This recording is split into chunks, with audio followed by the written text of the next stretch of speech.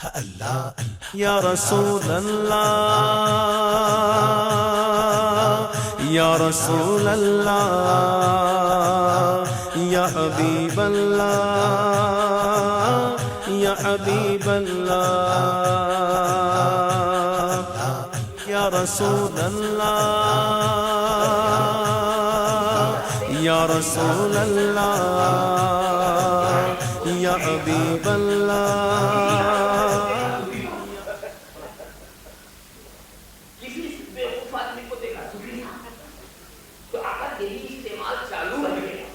تو اندیشہ کہیں یہ لفظ بھی خراب نہ ہو. ایک لفظ اور بھی بدنام ہو گیا. ہے تو بڑا اچھا لفظ تبلیغ لفظ بڑا اچھا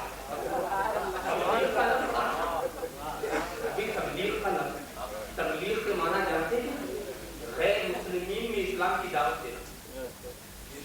تبلیغ کا معنی کیا ہے؟ غیر مسلمین میں اسلام کی دعوت دینا. اور مسلمانوں کی بگڑی ہوئی حالت کو سنوارنے کا کیا نام ہے؟ اصلاح. مسلمان کی اگر کوئی بگڑی ہوئی حالت تو اس کو آپ سنوار رہے ہیں. آپ کو کلمہ نہیں آتا ہم سکھانے ہیں اصلاح. آپ کو نماز پڑھنی نہیں آتی ہم بتائیں یہ اصلاح. آپ مسلمان تو ہے یہ سب مانتے ہیں کوئی عمل صحیح نہیں کر رہے ہیں ہم بتائیں یہ اصلاح. اس کا نام تبلیغ نہیں. تبلیغ کسے کہتے ہیں؟ غیر مسلمین کو اسلام کی دعوت دینا. اب جب کوئی یہ تمہارے پاس پیغام دے کر آئے کہ ہم یہاں آئے ہیں تبلیغ کے لیے تو یقین سمجھ لینا تمہیں وہ مسلمان نہیں سمجھتا. اگر وہ مسلمان سمجھتا تو اصلاح کے لیے آتا یا تبلیغ کے لیے آتا.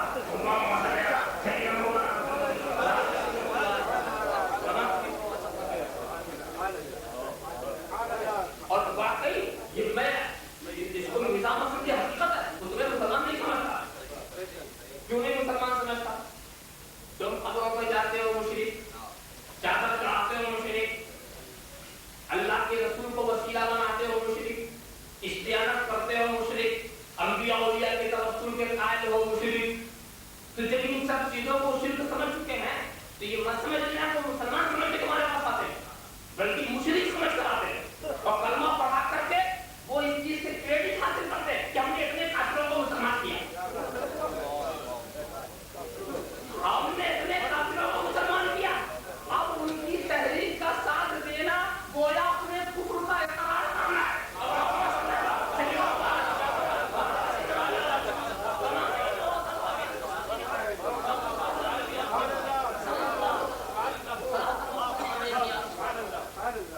ہاں تو میں یہ کہہ رہا تھا یہ لفظ بہت اچھا, تبلیغ کا لفظ بہت اچھا. کب تک؟ جب تک مجاہدین نے اپنی تلوار سے تبلیغ کی, اولیاء نے اپنے کردار سے تبلیغ کیا, علماء نے اپنے گفتار سے تبلیغ کیا. یہ لفظ بڑا اچھا تھا مگر اب میں بہت ڈر رہا. جب سے جاہلوں نے یہ بوجھ اٹھا لیا اب میں ڈر رہا ہوں کہ اس لفظ کی مٹی پلی نہ ہو جائے.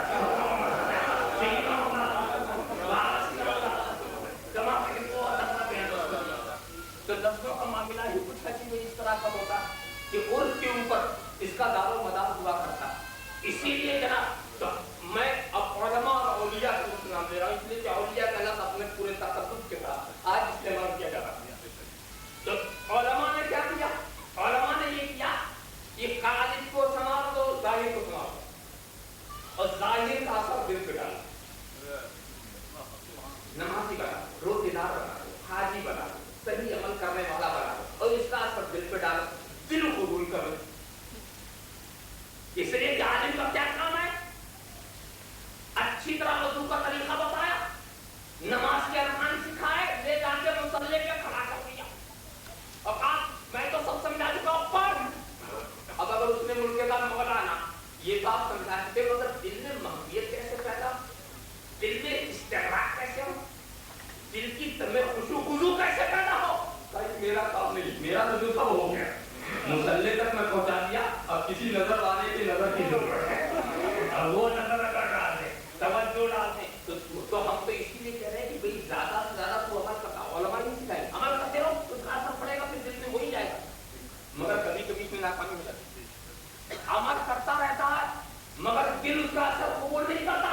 تو صوفی نے سوچا کہ دوسرا راستہ کیا کرو, یہ تو ظاہر کو سنبھال رہے, یہ پھر ڈیوٹیاں نہیں کر رہے, تو ہم دوسرا راستہ کیوں نہ کریں, ہم دل ہی کو بھی یہ قالب کو بنا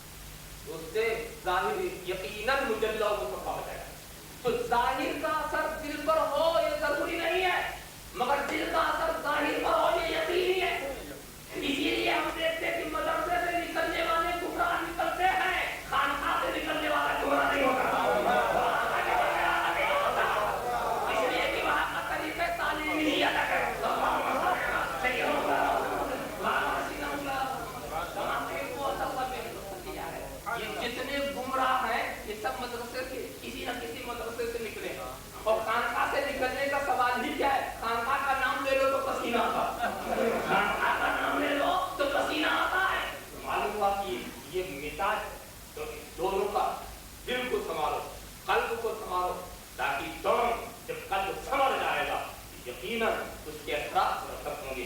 رب تبارک و تعالیٰ ارشاد فرماتا ہے تم مجھ کے یاد کرو. ایک بات بتاؤ دوستو, بات آ گئی تو میں ایک اور بھی نصیحت کی بات اور اصلاحی مضمون بھی ذہن میں آ گیا تو وہ بھی عرض کر دوں. دیکھو ایک چھوٹا سا بچہ ہے,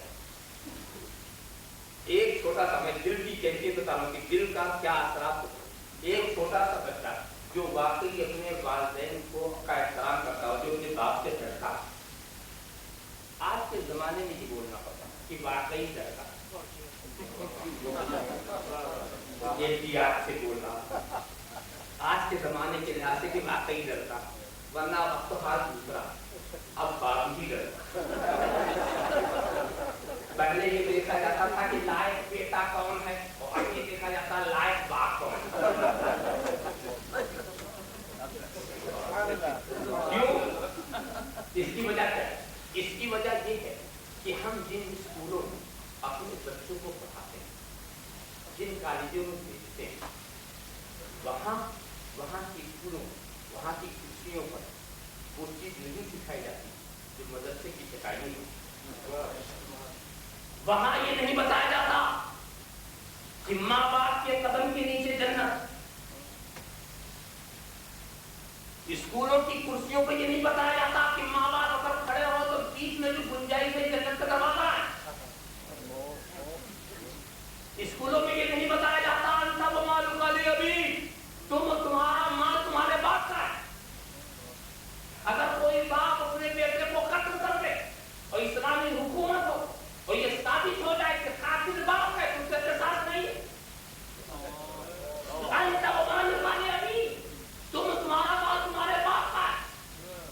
وہاں یہ نہیں بتایا جاتا کہ اگر تمہارا باپ تم سے ناراض ہے تو دنیا کا کوئی عمل کیسا ہی اچھا عمل کر تم خدا کو راضی نہیں کر سکتے.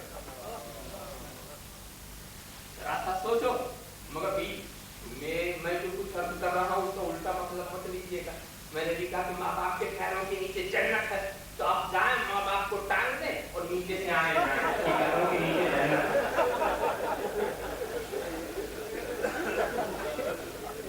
اور یہ بھی غلط مطلب نہ لے کہ ماں باپ کو دو کھمبے سے باندھ دیا تھا جنت کا دروازہ تیار ہے.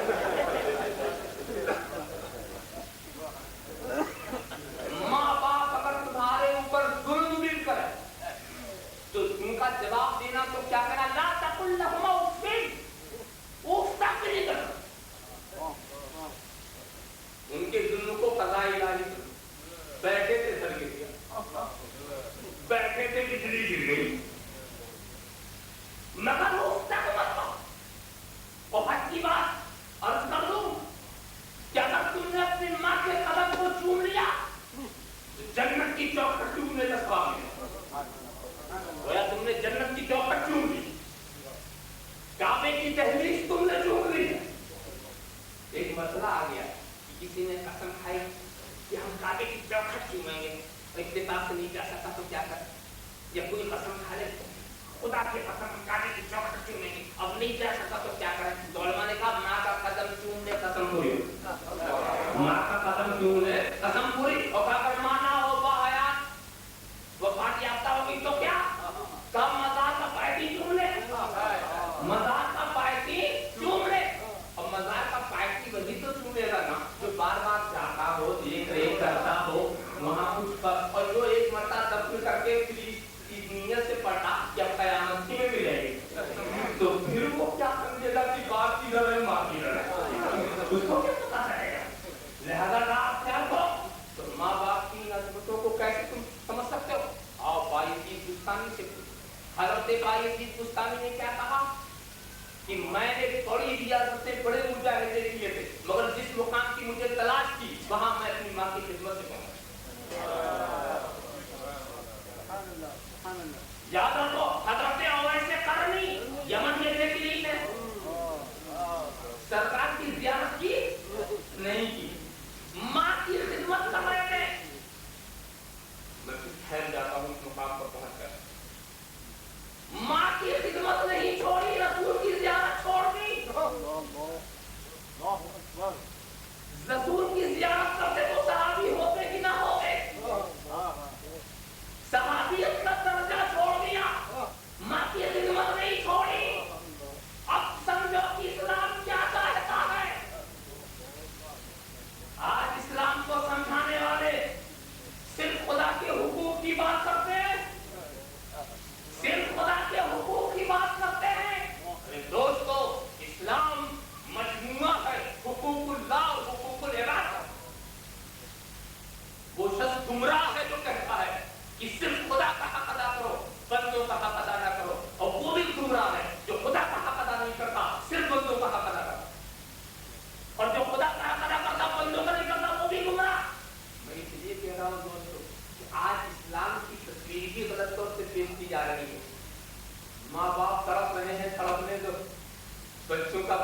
دینا نہیں ہے رہنے دو, چلو اسلام بچا لیں, چلو اسلام بچا لیں.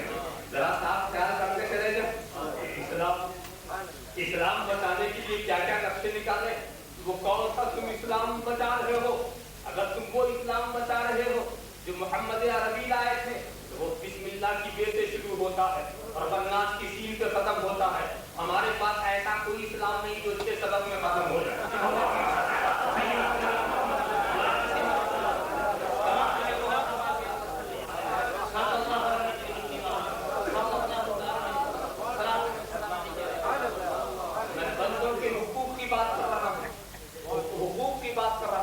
میں بتاتا ہوں کہ خدا کے حقوق کیا ہے اور بندوں کے کیا ہے.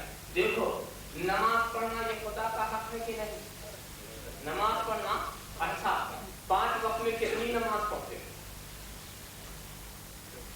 کتنے گھنٹے لگیں گے 5 وقت میں؟ آگے 24 گھنٹے میں 5 وقت, اور اس میں بھی کتنا, ایک نماز میں آدھا گھنٹہ رکھ لیں تو 2.5 گھنٹہ خدا کے حق ادا کرنے کے لیے بچا کتنا, 21.5. یہ کس لیے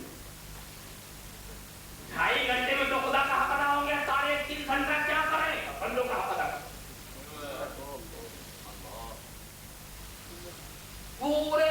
پورے سال میں 1 مہینہ روزہ رکھ لیا, خدا کا حق ادا. پورے سال کیا کریں, بندوں کا حق ادا. 70 سال کی عمر میں 1 حج کر لیا, خدا کا حق ادا. بقیہ عمر کیا کرے, بندوں کا حق ادا. 40 روپے میں 1 نکال دیا, خدا کا حق ادا. 45 کیا کرے, بندوں کا حق ادا. ذرا صاحب دیکھیں. اور پھر اس کے بعد رعایت کیا ہے کہ دیکھ, اگر ماں باپ ضعیف ہوں, تیرے خدمت کے محتاج ہوں, تو نہ تجھ پر حج فرض ہے نہ جہاد. یہ گھر گھر جانا کیوں فرض ہے, یہ گھر گھر دوڑنا کیوں فرض ہے. تھوڑا سا میں دیکھا, جہاں بندے کا حق اور خدا کا حق ٹکرا گیا, خدا نے اپنا حق معاف کر دیا. جہاں بندے کا حق اور خدا کا حق ٹکرا گیا, خدا نے اپنا حق معاف کر دیا. مثال کے طور پر آپ نماز پڑھ رہے تھے, یہ تھا خدا کا حق, نکل آیا تھا, اب بچانا ہے اپنی جان کا حق, اب ہمیں نفس کا حق سامنے آ گیا, تو خدا نے کہا میرا حق چھوڑ, اپنا حق بچا.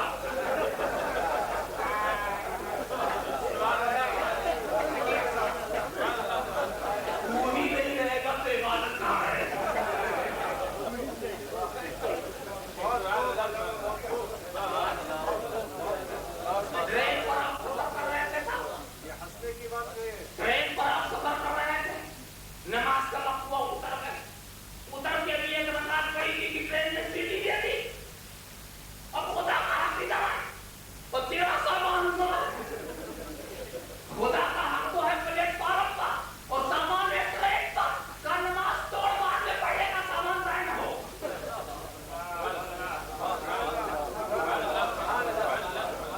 جہاں خدا اور بندے کا حق ٹکرایا, ماں باپ کمزور ضعیف, یہ تو ان کا حق تھا نا, خدا نے اپنا حج بھی معاف کر دیا, جہاد بھی معاف کر دیا. انتہا کی بات بتاؤں, تمہاری ماں کہیں دوسری طرف, تم نماز پڑھ رہے ہو, اور کون سی نماز, نفل پڑھ رہے, فرض نہیں نفل, اور ماں کو پتا نہیں کہ تو کیا کر رہا, وہ سمجھتی کہ بیٹا ہوں.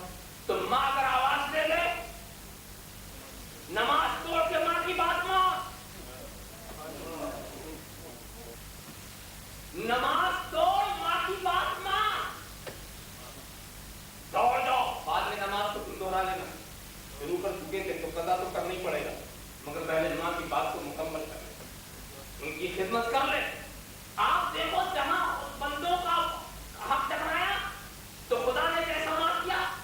خنزیر حرام, شراب حرام, حرام کمائی کی چیز حرام, مگر تیرے پاس کچھ نہ ہو, تم مر رہا ہے تو اپنا کھانے کی بدلہ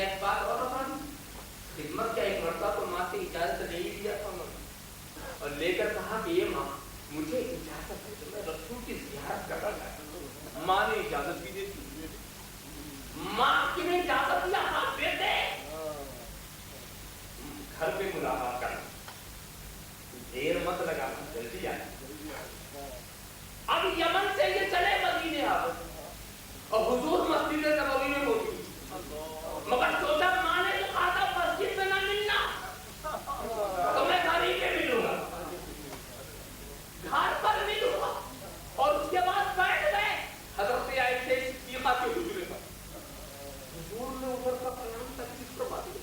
क्या मसले है तो खुदा की कयाम तकलीफ करवा दिया। इन्होंने कहा माँ ने तो कहा जल्दी आना, हुजूर तो देर करवा रहे, पलट आए। फिर यमन पलट आए कि माँ की नाफरमानी नहीं हम कर सकते। दोस्तों जो माँ की नाफरमानी नहीं कर सकता वो रसूल की नाफरमानी करेगा, वो खुदा की नाफरमानी। चले आए और फिर ये तो चले आए और महफिले रसूल में जिक्र ही नहीं तो हो रहा।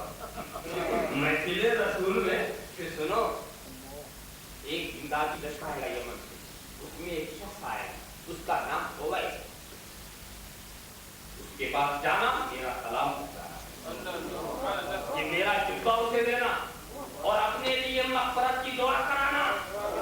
अरे वो ऐसा बंदा है कि अगर किसी बात पर खुदा की कसम खा ले तो खुदा जरूर पूरी करेगा। ये देखिए ये अंदरूनी क्या ताल्लुकात है, अंदरूनी क्या राबते हैं। और ये जुब्बा हुजूर ने किसको दिया? फारूक आज़म। ये तुमने जाना, जिस अकबर बैठे थे उन्हें नहीं दिया, उस्मान गनी थे उन्हें नहीं दिया, अली मुर्तज़ा थे उन्हें नहीं दिया, इसलिए कि निगाहे रिसालत देख रही थी कि वो अहले फारूकी में आएंगे। जब हज़रत फारूक आज़म की खिलाफत का ज़माना होगा तब आएंगे, इसीलिए अमीन बनाया तो फारूक आज़म को बनाया। और हुआ भी है कि फारूक आज़म की जब ऐसा आया, माँ का विशाल हो चुका है और वो फिर इमदादी लश्कर में आए, हज़रत अली और हज़रत फारूक आज़म लेकर के वो जुब्बा उनके पास गए, सरकार का सलाम पहुंचाया, जुब्बा दिया, असर पढ़ना था।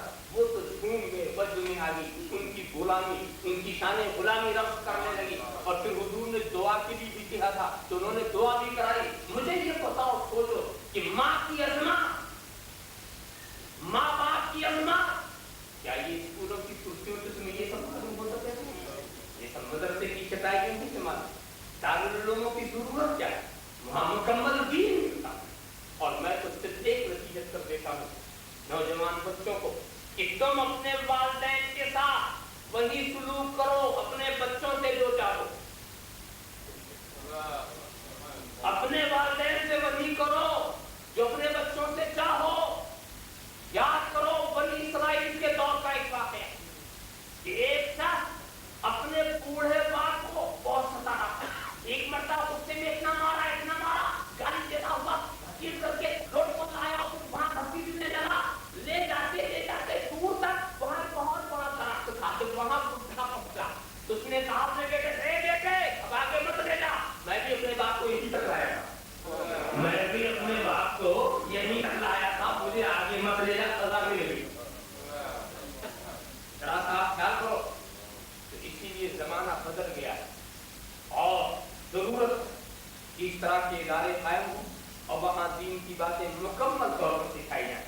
तो मैं यही कह रहा था कि जिस बेटे के दिल में बाप की अजमत है वो कब तक शरारत करता है? जानते हो, जब तक उसको इल्म हो कि मेरा बाप मुझे देख नहीं रहा, और अगर ये यकीन हो जाए कि देख रहा है तो ऐसा शरीफ हो जाएगा जैसे इसे शरारत आती ही नहीं।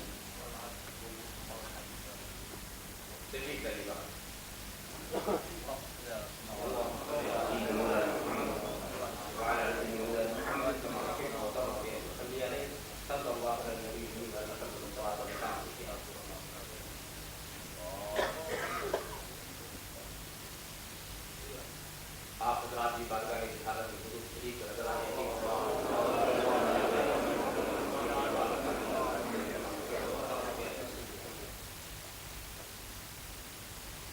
मैं अब आपको इख्तिसार की तरफ ले जाना चाहता हूँ।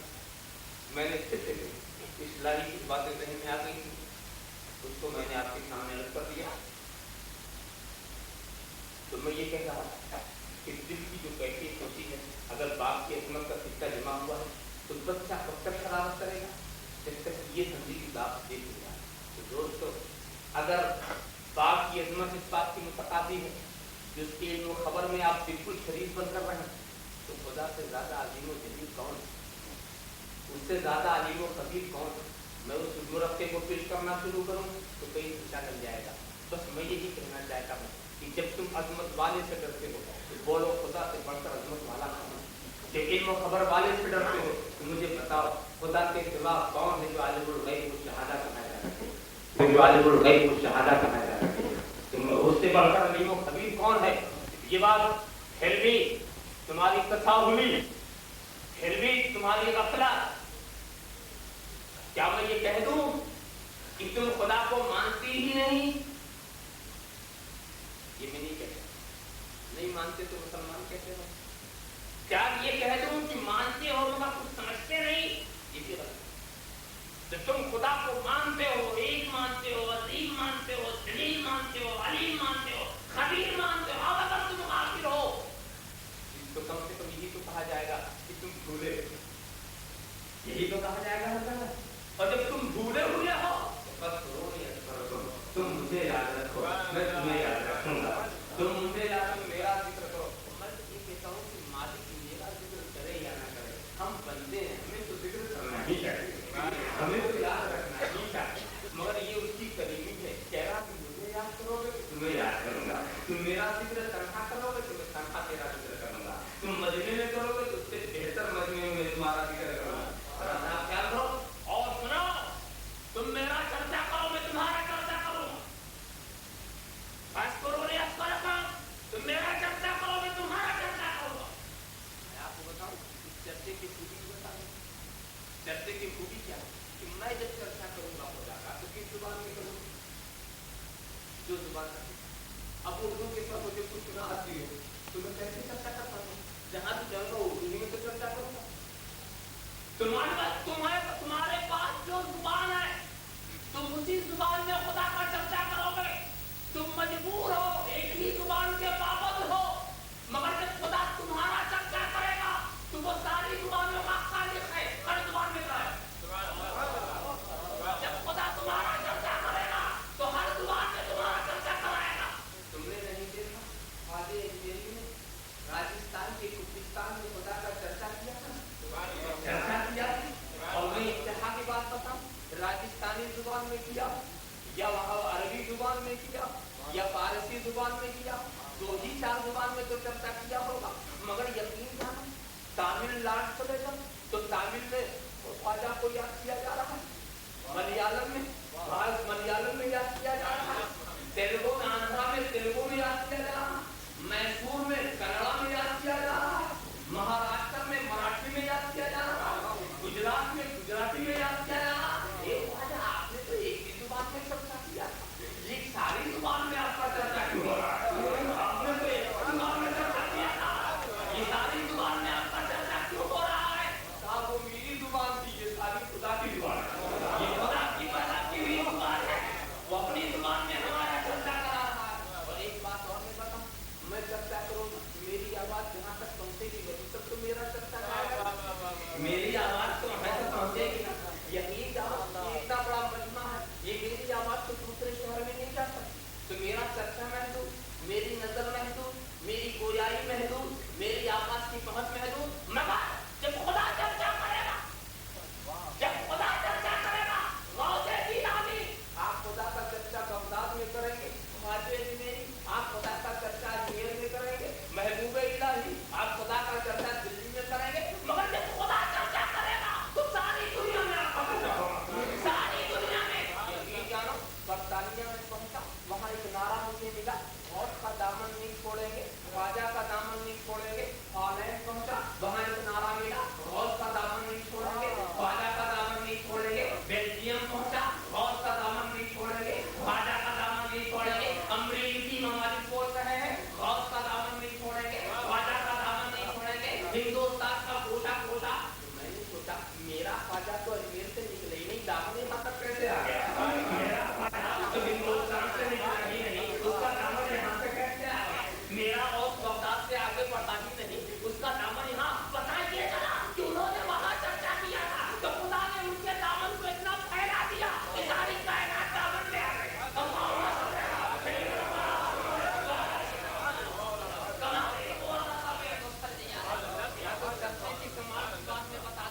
चर्चे की कमाल की बात बता दो, रसूल ने फरमाया जिक्रो अजीम इबादत,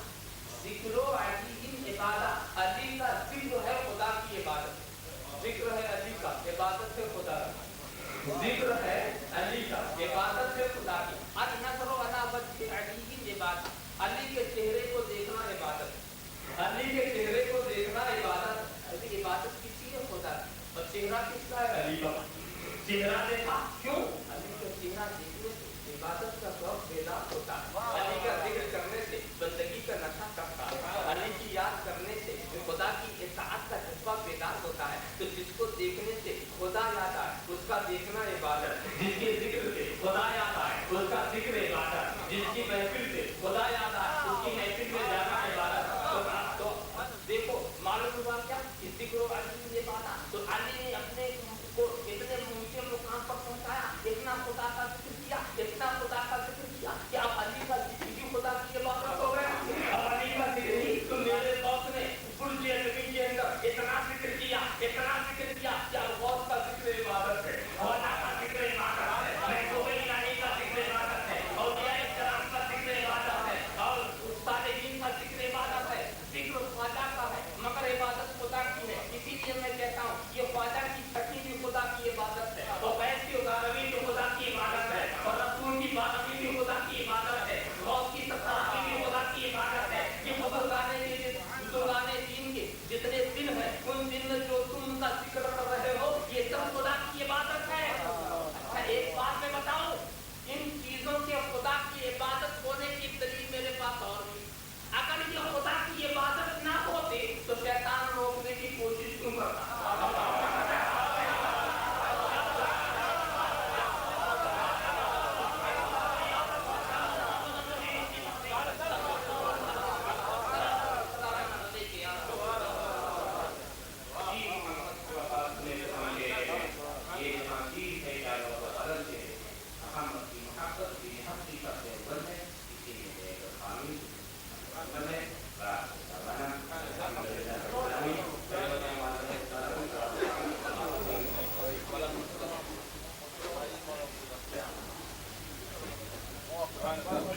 حبيب الذي ترجى شفاعته، هو الحبيب الذي ترجى شفاعته، هو الحبيب محمد سيد الكونين والثقلين، محمد سيد الكونين والثقلين، محمد سيد الكونين والثقلين والفارقين من عرب ومن عجم، مولاي صل وسلم دائما